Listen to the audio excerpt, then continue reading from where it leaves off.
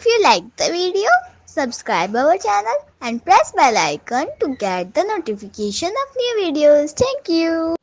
Hello everyone, welcome on my YouTube channel apex tutorials. और आज जो स्टोरी हम डिस्कस करने जा रहे हैं वो क्लास 10th की इंग्लिश सब्जेक्ट के लिए बुक फुटप्रिंट्स विदाउट फीट से ली गई है और स्टोरी का नाम भी फुटप्रिंट्स विदाउट फीट है। इसके मेन कैरेक्टर्स की बात कर लेते हैं। ग्रिफिन जो इनविजिबल मैन है इसके अंदर, और मिस्टर एंड मिसिज हॉल जो जो है कोच एंड हॉर्सेस उसकी मालकिन है। नंबर 3 मिस्टर जेफर्स जो विलेज कांस्टेबल हैं। Present story has been taken from science fiction Invisible Man by H.G. Wells। कहानी एक ऐसे सरफिरे साइंटिस्ट की है जिसने मानव शरीर को अदृश्य बनाने वाली दवा की खोज कर ली है और गुस्से में बदला लेने के लिए वह स्वयं ही उन दवाओं को खाकर अदृश्य यानी इनविजिबल हो जाता है। और फिर क्या क्या करता है आइए देखते हैं इस स्टोरी में।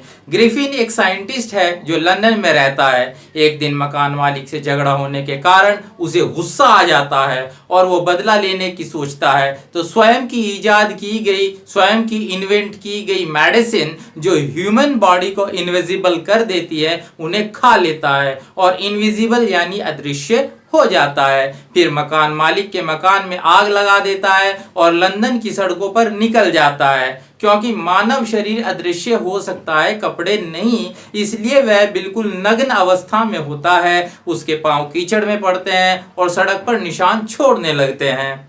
सबसे पहले ये निशान 2 लड़के देखते हैं और हैरान हो जाते हैं। लंदन के बीचों बीच एक मकान की सीढ़ियों पर नंगे पैरों वाला व्यक्ति क्या कर रहा था और वो व्यक्ति कहाँ था? अब ये सवाल उनके दिमाग में घूम ही रहे थे कि अचानक एक चमत्कार हुआ। ताजा पैरों के निशान उनके सामने फिर बने, लेकिन व्यक्ति कहीं दिखाई नहीं दिया। एक के बाद एक सीढ़ियों से नीचे उतरते हुए तथा गली में आगे बढ़ते हुए पैरों के निशान पड़ते चले गए। हैरान परेशान लड़कों ने उन निशानों के अदृश्य हो जाने तक उनका पीछा किया।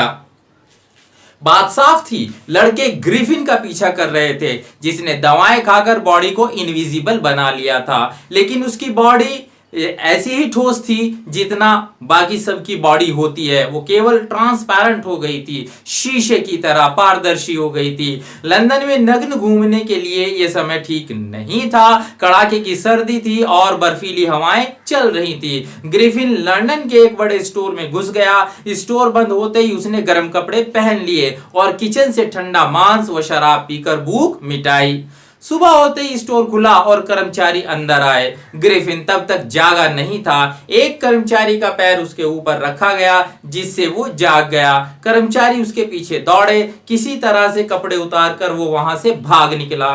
अब वो नाटक कंपनी के एक स्टोर में घुस गया और दुकान मालिक को पीट पीट कर उसकी नकदी छीन ली तथा वहां से माथे पर पट्टियां लपेट ली, काला चश्मा लगा लिया, नकली नाक लगाई और बड़ी बड़ी गल मूछें, बड़ा टोप पहना और वहां से आईपिंग जाने वाली गाड़ी पकड़ ली। आईपिंग पहुंचकर उसने कोच एंड हॉर्सेस नामक सराय में 2 कमरे किराए पर ले लिए। सर्दियों के मौसम में किसी सराय में एक अजनबी का आना हर तरह से एक एबनॉर्मल बात थी। ऐसे स्ट्रेंजर को देखकर सब चर्चा करने लगे। मिसिज हॉल जो सराय की मालकिन थी, उन्होंने स्ट्रेंजर से मित्रता करने की पूरी कोशिश की, लेकिन ग्रिफिन बात नहीं करना चाहता था।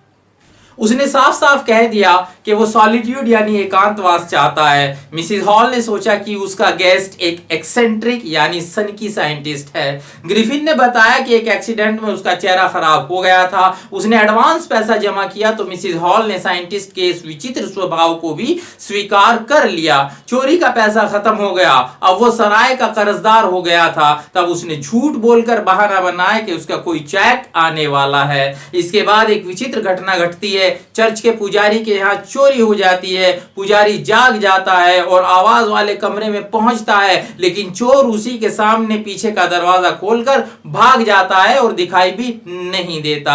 इसी के साथ एक और विचित्र घटना घटती है। मिस्टर एंड मिसिज हॉल उस दिन सवेरे जाग गए थे, लेकिन वे ये देखकर हैरान हुए कि वैज्ञानिक यानी साइंटिस्ट के कमरे का दरवाजा खुला हुआ था, जो कि अक्सर बंद रहता था और उसमें ताला पड़ा रहता था। अगर कोई उसके कमरे में चला जाता तो वो गुस्से से पागल हो जाता था। ये अच्छा मौका था। उन्होंने दरवाजे के भीतर झांक कर देखा, कोई दिखाई नहीं दिया तो उन्होंने छानबीन शुरू कर दी। बिस्तर के कपड़े ठंडे थे, ऐसा लगता था वैज्ञानिक काफी देर पहले उठ चुका था। और हैरान कर देने वाली बात यह थी कि जिन कपड़ों और पट्टियों को वो पहने रहता था वो बिस्तर पे ही पड़ी थी। अचानक मिसिस हॉल को अपने कान के पास आवाज सुनाई देती है। अगले ही पल बिस्तर के पास, बिस्तर का जो पाया होता है, उस पाए से टोप उछलकर उनके चेहरे से जा टकराता है। फिर बेडरूम की कुर्सी में हरकत हुई, हवा में उछलते हुए सीधे मिसिस हॉल की टांगों से टकराई। मिस्टर एंड मिसिस हॉल घबराकर भागे तो कुर्सी उनके पीछे पीछे थी और फिर पीछे से दरवाजा खटाक से बंद हो गया। मिसिस हॉल ने लगभग बेहोश होकर वो सीढ़ियों से नीचे गिर पड़ी। उनका विश्वास था कि उस कमरे में कोई भूत प्रेत है तथा अजनबी ने किसी तरह उसे फर्नीचर में दाखिल कर दिया था। वो कराह कर बोली, मेरी बेचारी माँ उस कुर्सी पर बैठती थी, जरा सोचो अब वही कुर्सी मेरे खिलाफ खड़ी हो गई है। पड़ोसियों का मानना था कि इस मुसीबत की वजह जादू टोना था। जब क्लर्गी मैन यानी पुजारी के घर चोरी की खबर फैली तो सबको डाउट हुआ कि हो न हो इसमें स्ट्रेंजर का ही हाथ है। शक और पक्का तब हुआ जब उसने किराए के पैसे अदा किए, क्योंकि कुछ ही समय पहले उसने स्वीकार किया था कि उसके पास पैसा नहीं है। चोरी छिपे विलेज कांस्टेबल मिस्टर जेफर्स को बुलवा भेजा गया। मिसिस हॉल सिपाही के आने से पहले स्ट्रेंजर के पास पहुंची, जो न जाने कैसे खाली कमरे से प्रकट हो गया था। मिसिस हॉल ने कहा वो स्ट्रेंजर के बारे में सब कुछ जानती है। ग्रिफिन गुस्से से पागल हो गया और चिल्लाया, तुम नहीं जानती मैं कौन हूं और क्या हूं। वो फिर से चिल्लाया, अच्छा बहुत अच्छा, मैं तुम्हें दिखाऊंगा। अचानक उसने पट्टियां, मूछे, चश्मा और नाक उतार दिए। होटल में बैठे सभी लोग हैरानी से बिना सिर वाले व्यक्ति को देखने लगे।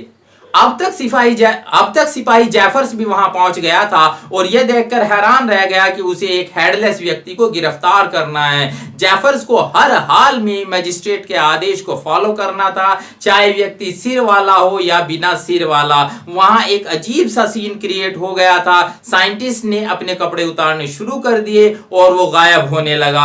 आखिर में एक कमीज हवा में उड़ी और जेफर्स ने स्वयं को एक ऐसे व्यक्ति से संघर्ष करते हुए पाया जिसे वो देख नहीं सकता था। कुछ और लोगों ने उसकी मदद करने की कोशिश की, लेकिन जाने कहां से उन पर लात घूंसे बरसने लगे। अंत में जेफर्स ने जब इनविजिबल मैन को पकड़ने का आखिरी प्रयास किया तो ग्रिफिन ने उसे ठोकर मारकर बेहोश कर दिया। लोग घबरा कर चीखे, उसे पकड़ो, लेकिन वहां कहीं भी ग्रिफिन दिखाई नहीं देता था। ग्रिफिन अब आजाद था। This was all from this story. For important questions please watch next video. For more videos keep watching Apache Tutorials. Thank you.